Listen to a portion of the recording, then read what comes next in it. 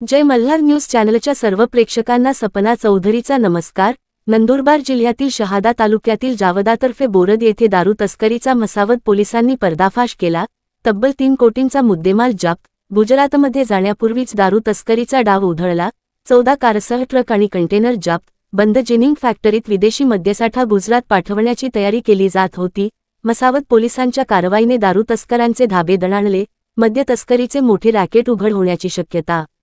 नंदुरबार जिल्ह्यातून गुजरात राज्यात अवैधरित्या दारूची तस्करी करण्यात येत असलेला 3 कोटी रुपयाचा मद्यसाठा मिळून आला आहे।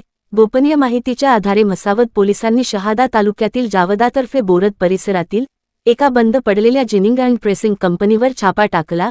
या कारवाईत सुमारे 3 कोटी रुपये किमतीचा विदेशी मद्यसाठा आणि अनेक वाहने पोलिसांच्या हाती लागली आहेत। गुजरात राज्यात तस्करीसाठी पाठविण्याच्या उद्देशाने हा मद्यसाठा करण्यात आल्याचा प्राथमिक अंदाज व्यक्त केला जात आहे। कारवाई दरम्यान 14 चारचाकी वाहने, 1 आयसर ट्रक आणि 1 कंटेनरमध्ये मोठ्या प्रमाणावर विदेशी मद्य आणि बिअरचा साठा आढळून आला। मसावत पोलिसांच्या या मोठ्या कारवाईमुळे दारू तस्करांचे चांगलेच धाबे दणाणले आहेत। मात्र एवढ्या मोठ्या प्रमाणातील दारूचा साठा नेमका कोणाचा होता?